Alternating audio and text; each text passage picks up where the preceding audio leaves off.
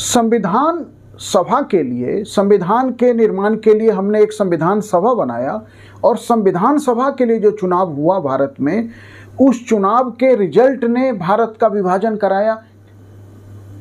यदि मैं इस वीडियो में आपको उसके पीछे के सारे तर्क बताएं तो आपको लगेगा कि संविधान सभा के लिए हुए चुनाव ने भारत का विभाजन कराया और भारत दो देश बना, भारत और पाकिस्तान।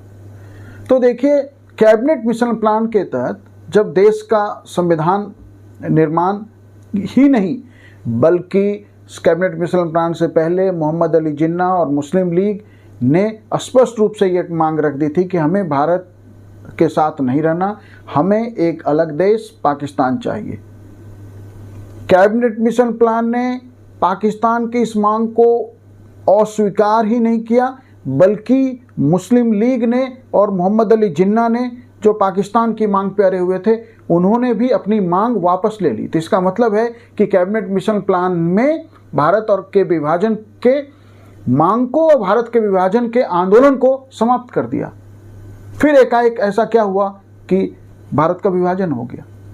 तो संविधान सभा के लिए जो चुनाव हुए, देखिए चुनाव में संविधान सभा की सदस्य संख्या 389 तय की गई थी, जिसमें 296 जो है, उस समय जब हम भारत की बात करते हैं तो भारत में दो भारत था। एक भारत को हम ब्रिटिश इंडिया कहते हैं, जिसमें 11 प्रोविंस, प्रांत, स्टेट कह लीजिए आप, और 4 कमिश्नरी रीजन था, जैसे आज यूनियन टेरिटरी होता है। तो ब्रिटिश इंडिया जो कुल भारत के लगभग 54% के आसपास था, भारत जब मैं कह रहा हूँ तो उसमें पाकिस्तान और बांग्लादेश शामिल है, तो क्योंकि ये दोनों तो बाद में बने। तो जो उस समय भारत की जो कुल भौगोलिक सीमा है, उसके 54% एरिया पे डायरेक्ट ब्रिटिश रूल था, जिससे ब्रिटेन की सरकार सीधे वायसराय के माध्यम से और उसके पहले गवर्नर जनरल के माध्यम से जो है शासन करती थी, व्यवस्था देखती थी। उसे शासन के लिए 11 प्रोविंस 11 प्रांतों में विभाजित किया हुआ था, जैसे आज प्रांतों की संख्या 28 है, और 4 कमिश्नरी रीजन मतलब यूनियन टेरिटरी था। जो रेस्ट बचे हुए 44 to 45% के बीच का जो एरिया था, वो प्रिंसली स्टेट था भारत में। तो भारत के अंदर दो भारत था, एक ब्रिटिश इंडिया जिसमें अंग्रेज सीधे रूल कर रहे थे, और दूसरा प्रिंसली इंडिया जिसमें हमारे रियासत 560 प्लस रियासत थी, जिनके राजाओं का शासन था। पारामाउंसी मतलब कि वो सॉवरेन नहीं थे, अंततः वो भी ब्रिटेन की सरकार की अधीनता में थे, लेकिन आंतरिक शासन राजाओं का था। तो ये फर्क था दो भारत में, ब्रिटिश भारत में और देसी रियासत वाले भारत में। चुनाव में, संविधान सभा के चुनाव में ये तय हुआ कि संविधान सभा 389 मेंबर्स की होगी, जिसमें 296 मेंबर ब्रिटिश इंडिया से आएंगे। 296 में का अर्थ है कि 292 11 प्रोविंस से और 4 कमिश्नरी रीजन से, और 93 सीट देसी जो रियासत थे उनके राजाओं को, जो बड़ी रियासतें थे उनको तो एक से अधिक सीट दी गई, और छोटी रियासतों का एक वर्ग बना दिया गया, कई छोटी रियासतों को मिला के एक सीट दी गई। तो इस तरह से रियासतों की संख्या 600 प्लस है, लेकिन उन्हें संविधान सभा में 93 प्रतिनिधि भेजने का अधिकार मिला। और वो 93 प्रतिनिधि भी, रियासतों में कोई चुनाव नहीं हुआ संविधान सभा के सदस्यों के लिए, बल्कि रियासत के राजाओं को संविधान सभा के सदस्यों को मनोनीत करना था।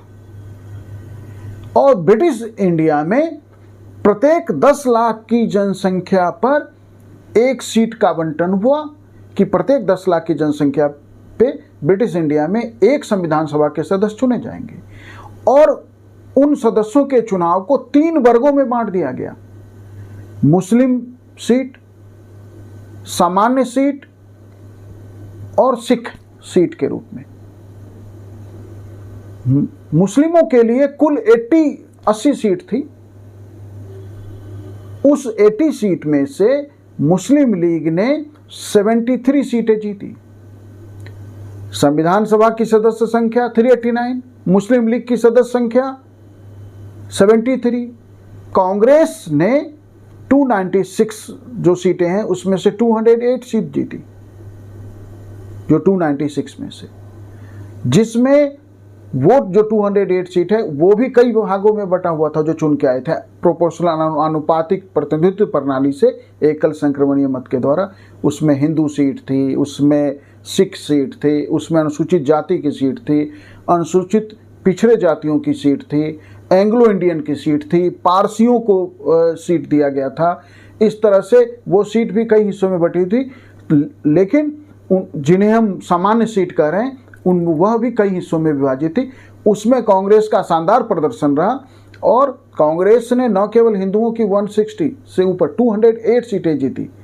अब देखिए 296 सदस्य जो ब्रिटिश इंडिया से चुने जाने थे, उसमें मुस्लिम लीग के सदस्यों की संख्या सिर्फ 73। वैसे ही मुस्लिम लीग को लगा कि संविधान सभा में वो अपने फेवर में या संविधान सभा में वैसा कोई प्रस्ताव वो पारित नहीं करा पाएगी जो मुस्लिम लीग चाहती है। उसने संविधान सभा के इस रिजल्ट के बाद बाइकाट कर दिया। तो मैंने जो ये बताना चाहा है इस वीडियो में कि संविधान सभा में मुस्लिम लीग का प्रदर्शन बेहतर नहीं रहा, सामान्य सीटों पे उसे सीट नहीं मिला और मुस्लिमों के लिए रिजर्व 80 सीट में भी 73 सीटें ही मुस्लिम लीग जीत पाई। इस संविधान सभा के चुनाव के बाद मुस्लिम लीग ने पूर्णतः अस्वीकार कर दिया संविधान सभा के साथ रहना और पाकिस्तान की मांग को लेकर डायरेक्ट एक्शन और बाकी कार्रवाइयां की, जिससे अंततः देश का विभाजन हुआ। धन्यवाद।